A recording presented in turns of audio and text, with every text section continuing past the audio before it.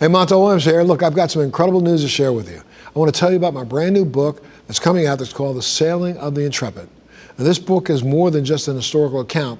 It's a tribute to the brave men who served aboard the USS Intrepid and a celebration of their extraordinary legacy. Writing this book was such an incredible story, and I'm really thrilled to be able to share it with you. So don't wait to grab your little piece of history. The book is available right now to order. You can go to montelmedia.com, and you can even get a limited autograph signed copy. Now, thank you so much for your support. I can't wait for you to read this incredible story of the sailing of the Intrepid. I'll see you on the pages.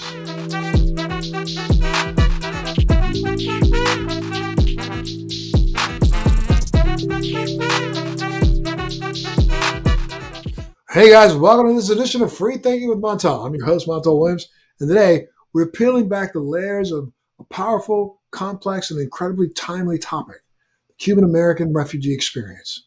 Our guest today is an extraordinary storyteller who has captured hearts and minds with her moving debut memoir, Property of the Revolution. Ana Hebra Flaster's book is an intimate portrait of resilience, love, and the lengths families will go to ensure a better life.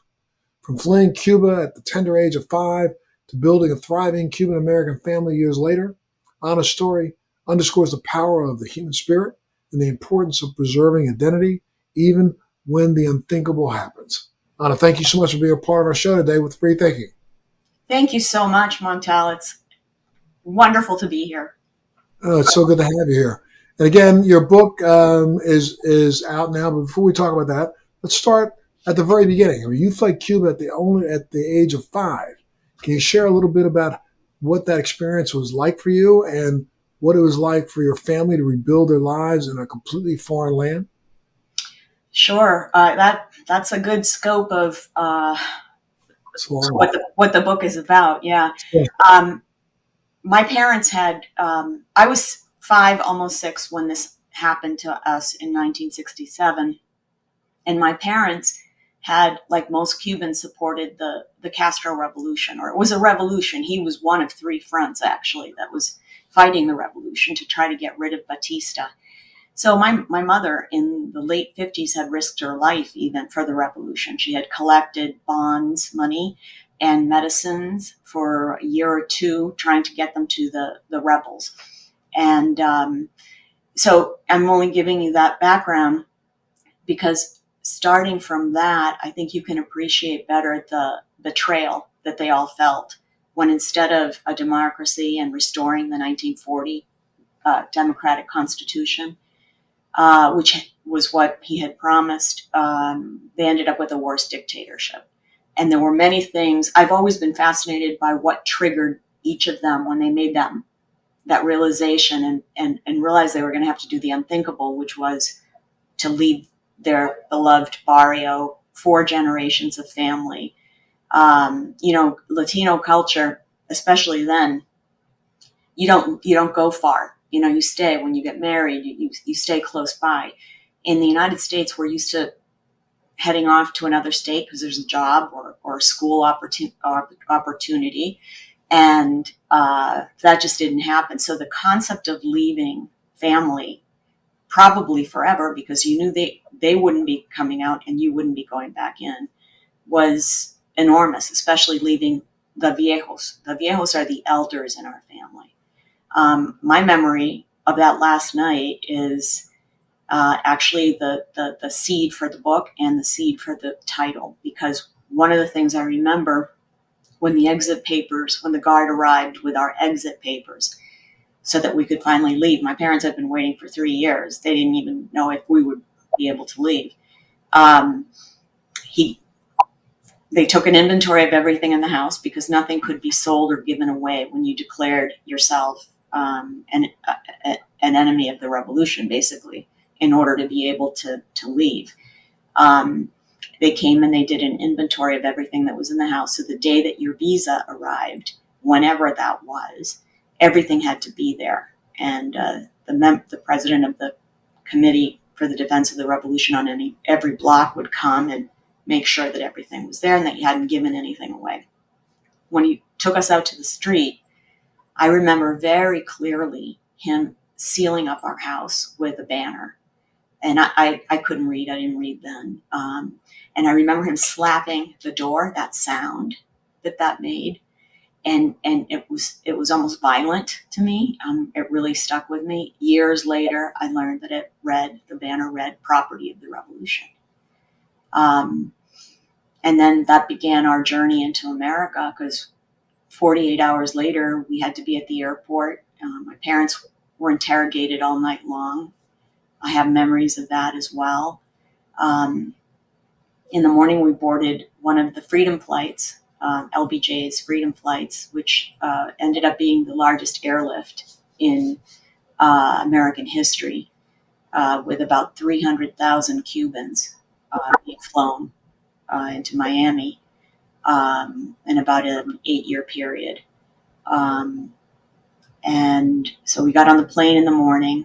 We didn't have water or food or any place to sleep, and there were about 200 of the gusanos, of the worm families. That's what the government called people like us who opposed the revolution. We were worms. And then the worms got on the plane in the morning. And I also remember this, which was that a flight attendant walked down the aisle and sprayed us with something.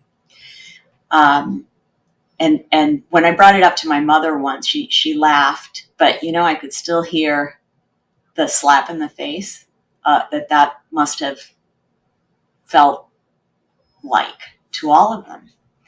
And then somehow we ended up in Nashua, New Hampshire, in the middle of December in a terrible blizzard, and we didn't know coats, we didn't know socks, we didn't know anything. And especially the language or the culture and the rules. So it was a household in a strange balance of a dream having come true, of being able to live in freedom and having their children be able to have a free life, and a dream that broke their heart at the same time, because you couldn't have both. It's so crazy. It had to have been extremely overwhelming for a child, but it speaks to such a nuanced part of the refugee story. It's not just about leaving one place. It's about trying to feel at home somewhere else while carrying out so much loss and carrying so much loss. I mean, how did your family assimilate those first couple of days? I talk about this in Property of the Revolution. It was a matriarchy.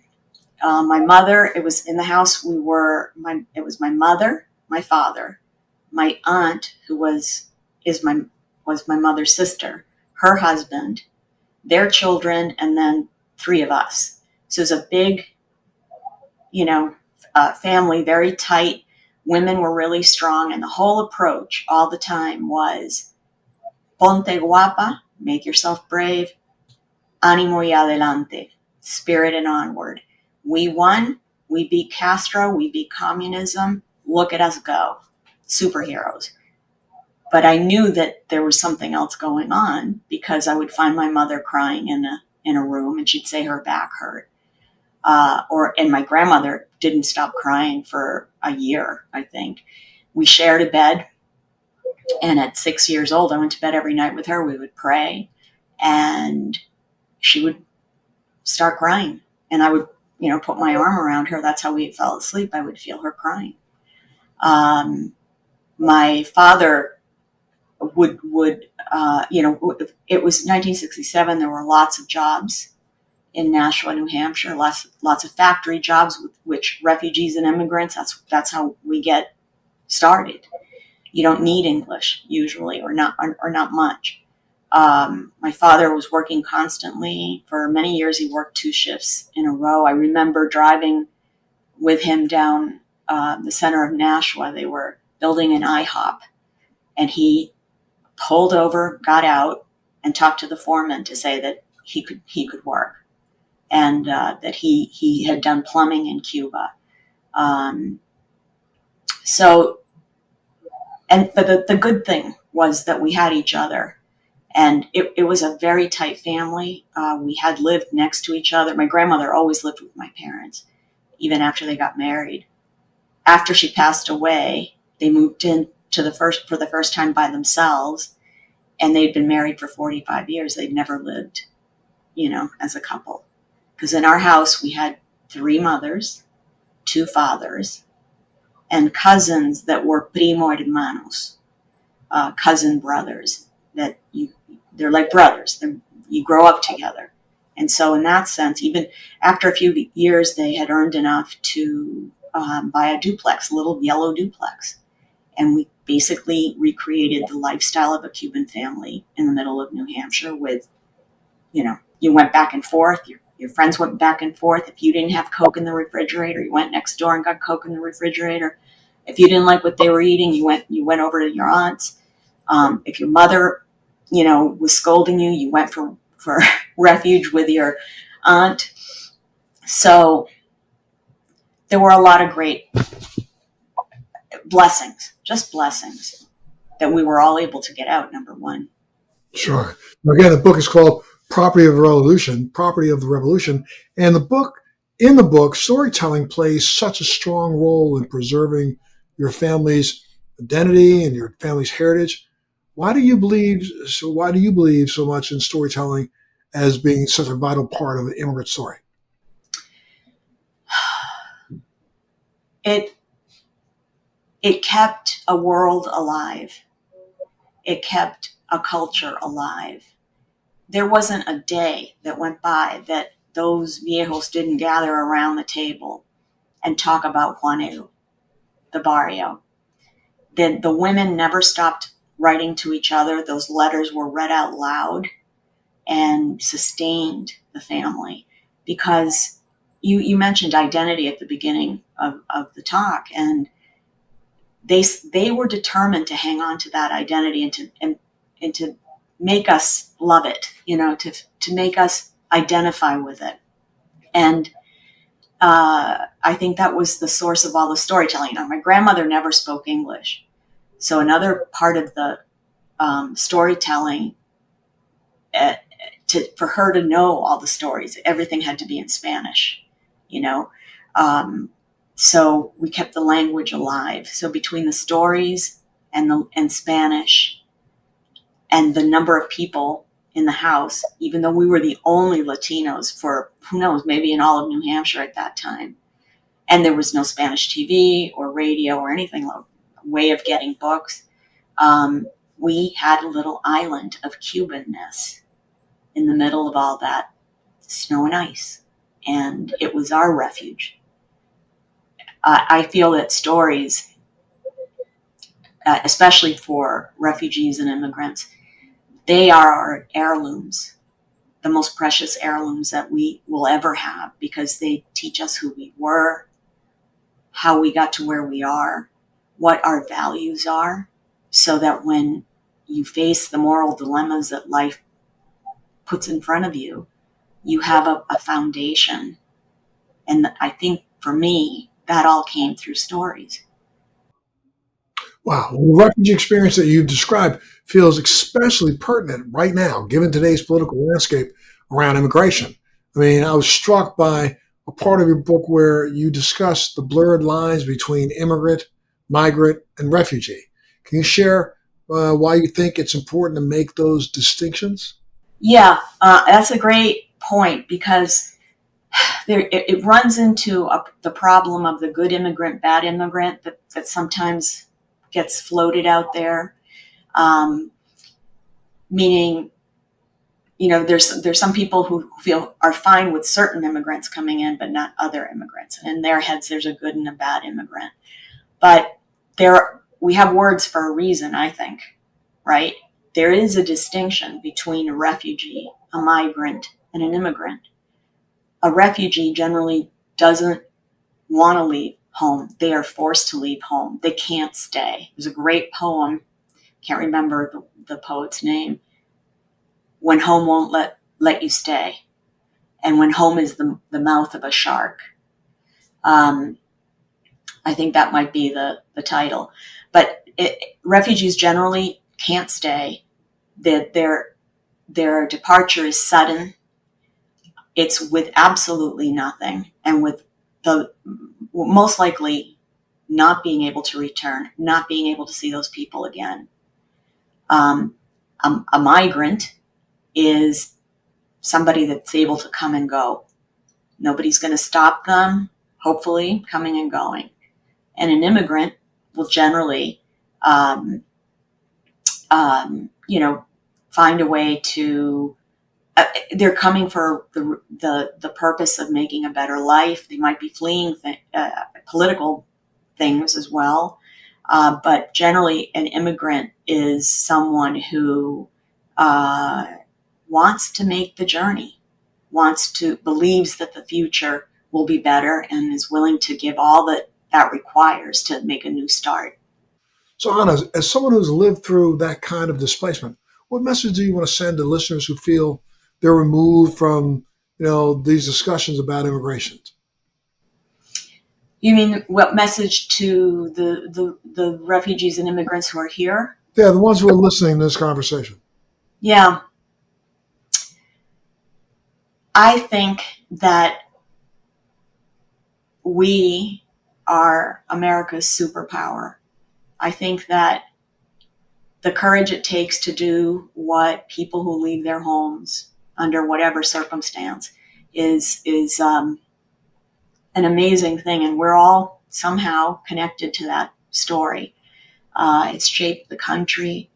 It's there's no more patriotic person than a grateful immigrant. I mean, my family revered everything about the United States. We came during the end of the Vietnam War.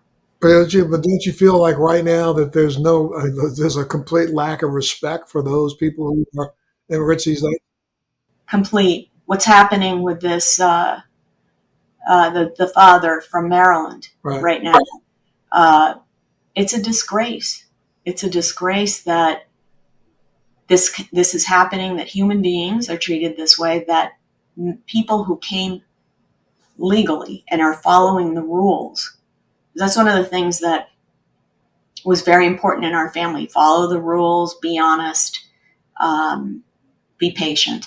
And they so many of these people have done exactly that, and now that's being taken away from them, their future, their and in some cases you have political prisoners from Cuba who were tortured, and they made it here, and now.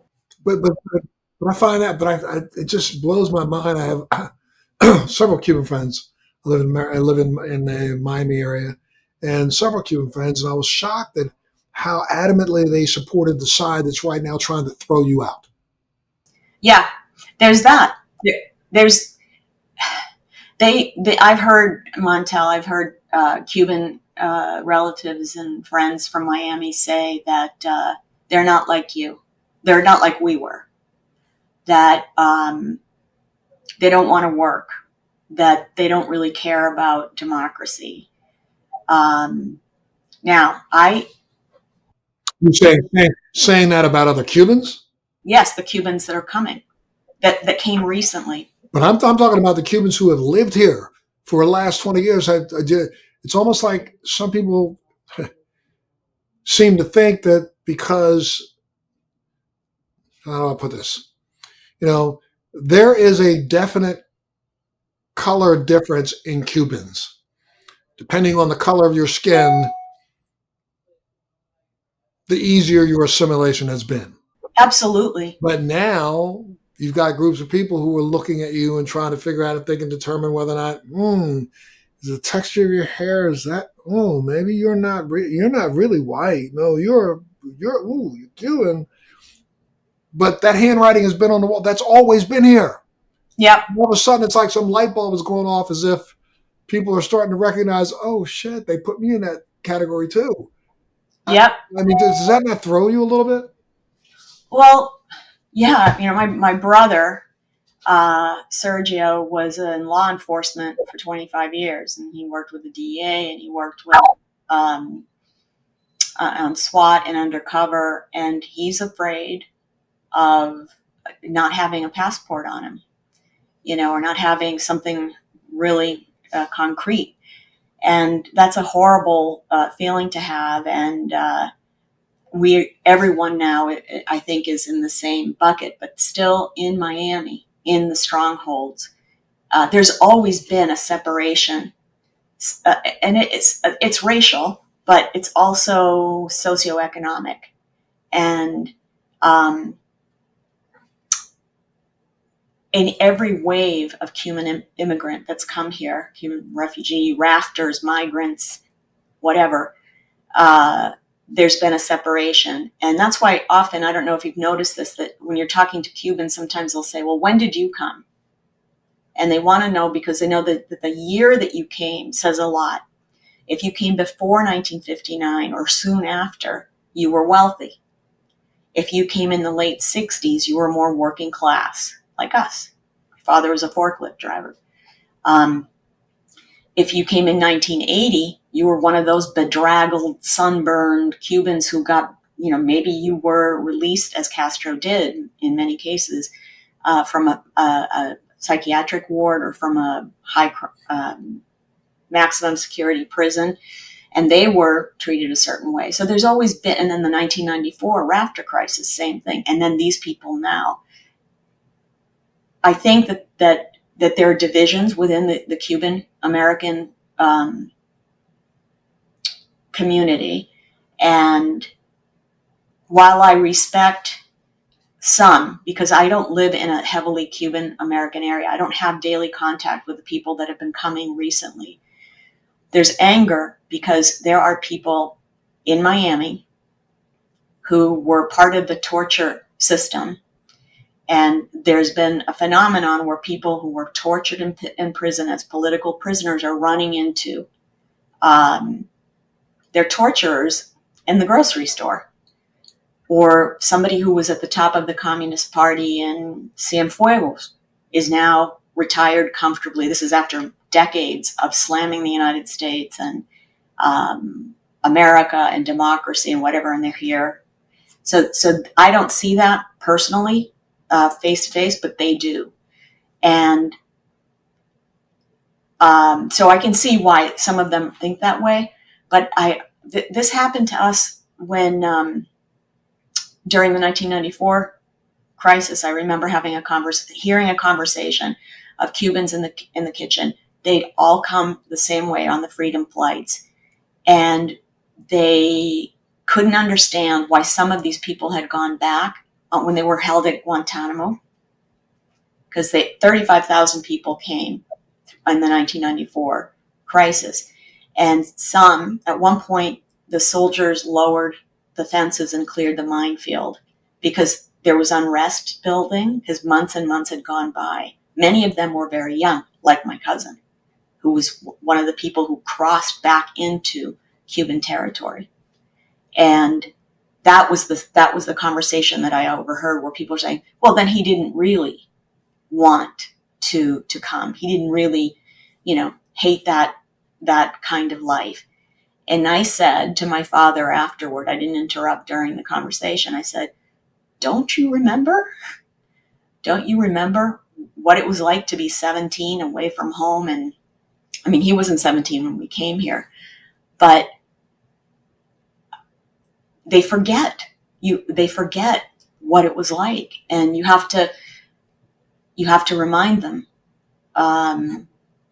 My father, when we were being processed in the refugee center, he was an ex baseball player. He played in the United States in the 50s in the Jim Crow South as a light-skinned Cuban who would turn very dark within a day and sometimes not be allowed into the segregated hotels that the teams were staying in.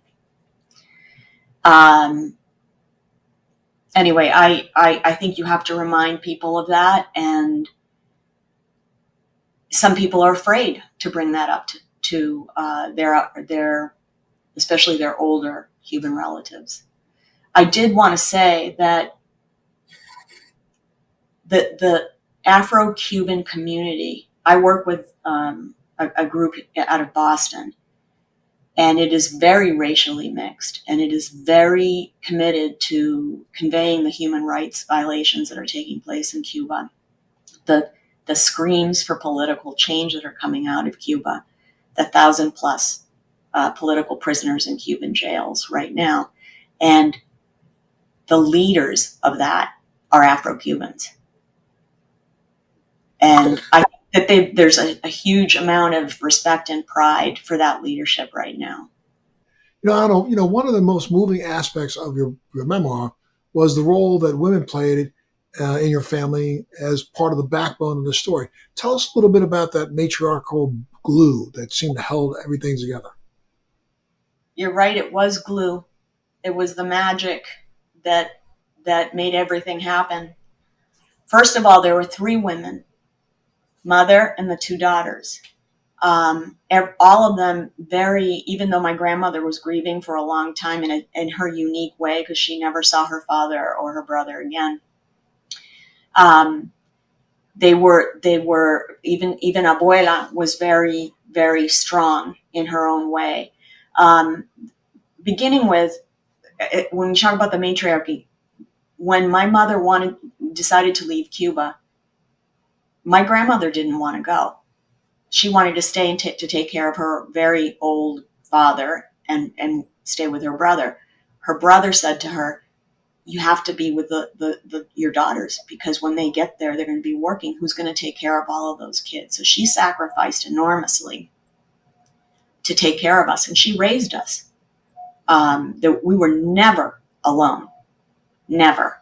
And my aunt became a teacher, so she was home by 3, and she had us at the table every day doing homework. Even before I had homework, I had to sit at the table with her and my older cousins.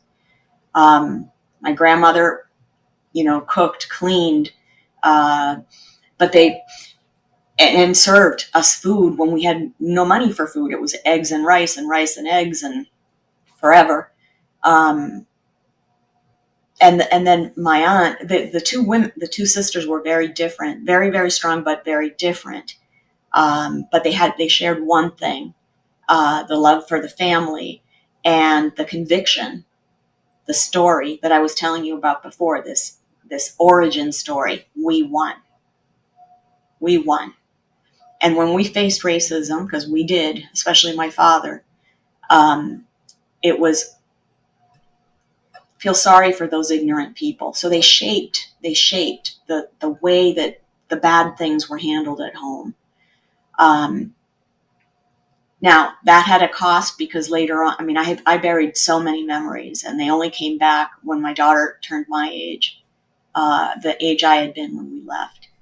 And then I saw it, and then that triggered a depression actually in me. But I didn't know that I was depressed. I thought it was because she was going to kindergarten, and I brought her for an evaluation, fearing that she wasn't ready. The child psychiatrist told us that she was, and she wanted to see us though. I thought, this is ridiculous. These shrinks just never let you go. And she asked me, what is it that you're so afraid of? And I said, well, the kids at that age, the world at that age. And I broke down in hysterical sobs, and I'm not a crier. And she said, well, I think this has something to do with the trauma that you experienced when you were your daughter's age. And I said, what trauma? What are you talking about? And she said, well, you gave me the history. And when you get kicked out of your house and you leave everything behind and your parents are in turmoil, all within 48 hours, that's trauma. And I didn't believe her. And I basically laughed it off, like, this is ridiculous. How could that be true? How could that be true? And how could we be superheroes? Because my mother, aunt, and parents, that was the attitude. We're superheroes. It took me a long time to see, and it was through writing. I started writing, and memories came back. So you realize there was a little kink in that armor, right?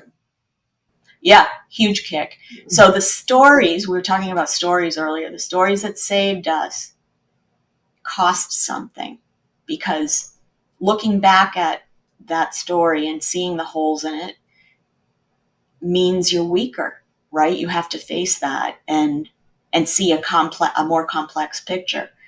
But that brought a sense of completeness that enriched my whole view of everything, as scary as it was at the time. But it took me years to accept that had been a trauma, because I did not want to see it that way. Can you share one of the specific stories from your family that shaped your perspective on how to be resilient on resilience? Well, I start with one in at the very beginning of the book. I fell. My mother was teaching me how to ride a bike, and I fell, and I was crying, and she put her head in front of me, and she held my head, and she said, "Ponte guapa, make yourself brave."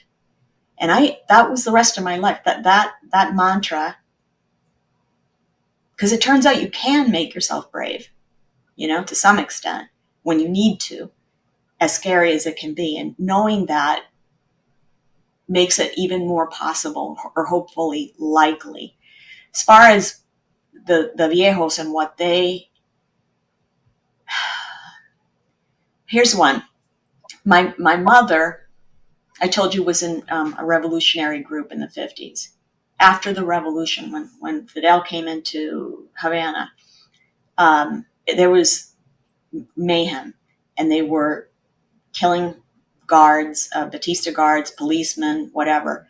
People came running to her house and said that Manso, this guy who had been in the police, that there was a mob at his house and they wanted to hang him.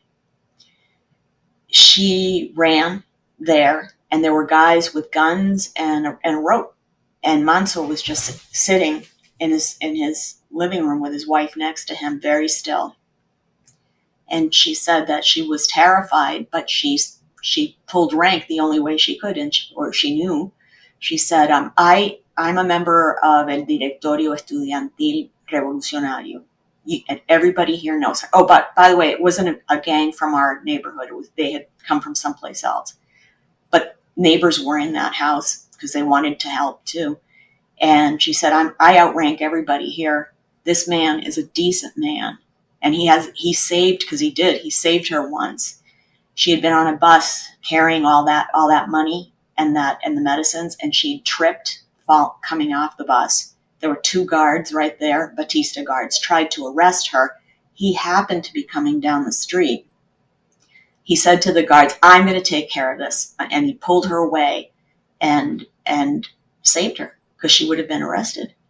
So now she got to stand up for this man. And she did it. She said her knees were shaking and knocking into each other, but she stood there. Her uncle came with her too. And she said, "There's not going to be any violence here. This man saved me. This man is a decent man. You need to leave." And they, the neighbors were there too, and they got him out. Manso might have been hung that day. Wow. I mean, how do you hope readers will relate to the characters in your book? I'm sorry? So how do you hope the readers will relate to the characters in your book? I hope they'll be inspired to do the right thing when the right thing needs to be done. I hope they'll be inspired to pull stories from their family, from the elders, and their own viejos in their family. Those are, I said, they're precious heirlooms. Find time, and that's what we don't have now, right? And we're all split apart, and we're all at a distance, whether we're in the same town or not. Find the time. Though in your background, there are stories like that. Find those grandparents, especially the young people. I talk with high school students a lot, and we talk about this, and I tell them that's what I'm asking you today. I want you to go home, and I want you to find your grandparents, call them on the phone, FaceTime, whatever. Get those stories. They are who you are. While you were writing this deeply personal story, I mean, were there any challenges that you can remember that just stand out? I mean, were there some tough periods getting the information? What were some of the toughest challenges you faced? Well, fortunately, I started some of the story when everybody was still alive, when the elders were still alive. So I had first person accounts. I have hours and hours of taped interviews with the four viejos. And how do you think they would respond after having read the book? Now they're passed away. Did they get to they get to read it beforehand? So if they were sitting there, what would you think they would say? I think they would be extraordinarily proud. Um, and I think they would be extraordinarily sad, um, because they would look back at a very painful time and remember what they lost, and that's always hard. Those permanent losses that shake your world, that flip your life upside down. Um, and it's expansive. It's a whole world. It's the way of a way of living. What you eat, what music you get to listen to. It's a world. It's who you are. And I think that would be the sad part for them. But I think they'd be extremely proud. There were moments when I wrote and I just lost it and cried, especially when I went back to the memories from my childhood, and I felt bad for that little girl. Um, Yeah, some of that, I'm sure you remembered. Some of that, I think you probably had the research to remember. As you were doing research, did the research like just start scratching all kinds of old wounds? yes, yeah. Um, it brought me closer to my parents. I heard stories that I had not heard before. It created the world that we had lost. It resurrected a world that we had lost. Those stories, that's what stories do. They're like a prayer. You know, they are magic. Even the tough ones. Did writing this book change the way you see and look at your own family or your own history? Yes. I understood it better. I understood the different points of view, what triggered their awakenings, to leading. Um, you remember the Elian Gonzalez Hmm. story? Um, I There were conversations that took place that I had forgotten about, but when I was writing the book, they all came back, and that I kept them as close to accurate as I could. Of my aunt, for example, saying that I said, I don't know how a mother could put a child, a 5-year-old child, on a raft like that. I don't know what would. And she said, my aunt said, you never know what you're capable of until you're in that moment. And we weren't there for that woman. We don't know what she had lived through. So it's kind of a wisdom that came from all of this, that I feel better about the world, the life, and the possibility in human beings. Were there any surprises, any big surprises that you discovered when you were digging into your family's past? Yeah, there were. I never knew that my aunt and my mother had such a struggle, because my mother decided that it was time to go. My aunt and my uncle were serious revolutionaries. He was in the militia. She was the volunteer, a major volunteer for the Committee of the Defense Revolution on our block. She was always herding people up for campaigns to go cut sugarcane, and my mother had turned hard against the revolution, and it was one day that did it. She had my aunt, and she had a little tiny school in the barrio, and she was teaching her students, and soldiers showed up and said, "Do you mind, compañera? Do you mind if we teach a class?" And what was she going to say? Of course, the soldiers are there, so they told the students, who likes ice cream? Yeah, everybody liked ice cream. And then they said, bow your heads and pray to God for ice cream. And then raise your heads. Oh, there's no ice cream. Too bad. Bow your heads and pray to Fidel for ice cream. And then the other soldiers came out with little ice cream cups, and every food item was scarce after the revolution. Food disappeared. And raise your heads. Look what Fidel brought for you.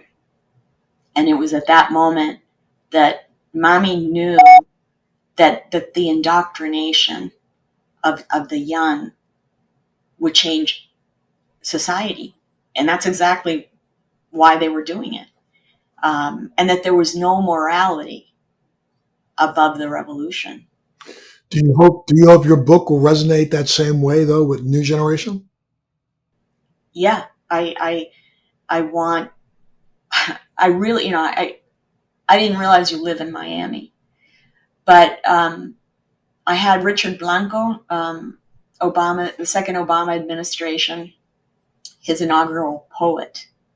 I've worked with him, and he read the book and he gave me a great endorsement. But he told me in that he had heard these stories a lot, and he had never really understood them the way that they came out. I think it's because it's a multi-generational tale, and somehow I think the Cubans who grew up in Miami, they're inundated with these things, and so they kind of block them out. And then later on in life, maybe they get curious. But I don't see a lot of books like mine out there that give voice to multiple generations, show the impact and the power of their story. And I'm hoping that at a minimum, the book sparks conversations among the generations of all immigrants, but especially Cuban Americans. Well, Ana, anything else you want to add? No, I hope my people who check out the book feel inspired, remember their families, remember the power of a family, even in the middle of struggle, and maybe because of the struggle. Connect with them. Well, let's help them figure out how to get a copy of the book. Name the book again. Give me the title one more time. Property of the Revolution. And where can they get it? They can get it at any online book retailer. I would love if they bought from bookshop.org, which is an independent booksellers platform. You can go to your local bookstore. If they don't have it, because they don't carry every single book, but if they don't have it, ask for it. You can also call your bookstore and ask for the book. Good. And, if people wanted to get a hold of you, do you have a website? AnaCubana.com. AnaCubana.com. So that's pretty easy. I also have a Substack that's called Cuba Curious, and I write it every Thursday morning. And it's a picture of the human rights situation in Cuba and the struggle with political prisoners and trying to get them the help that they need. Well, your story is one of heartbreak, but it's also one of hope. It's rooted in the painful past, but blossoms into something so deeply inspiring. So I got to thank you so much for being a part of the show today and sharing with us, our audience, and being a part of Free Thinking. I hope everything goes well. I'm going to make sure our listeners one more time, tell them anywhere you can get a book, you can go ahead and order that book right now. And so again, don't miss out on Ana Hebra Flaster's Property of the Revolution. It's more than just a memoir. It's an ode to resilience, love, and what it means to rebuild from scratch while preserving who you are. Again, thank you so much, Ana, for being a part of the show today. Thank you so much, Montel. What an honor. Oh, my goodness. And what a great storyteller you are. So I hope the book does extremely well. Thank you so much. All right, now you take care, and you make sure you tune in to our next episode of Free Thinking with Montel. Thanks for joining me on Free Thinking with Montel. Please make sure you're subscribed and hit the bell to be notified when new episodes post each week. We'd love to hear your feedback, so please send us your comments. Military Makeover is so grateful for the support of Purple Heart Homes, a nonprofit organization that rebuilds and transforms the homes for our veterans. Our heroes come home with sacrifices most of us can't imagine. As a veteran myself, I've been there and founded Purple Heart Homes to help. When I tell the story of Purple Heart Homes, it's the freedom to not have to depend on somebody else to do the simple everyday things in life. Visit phhusa.org/makeover to learn how you can help.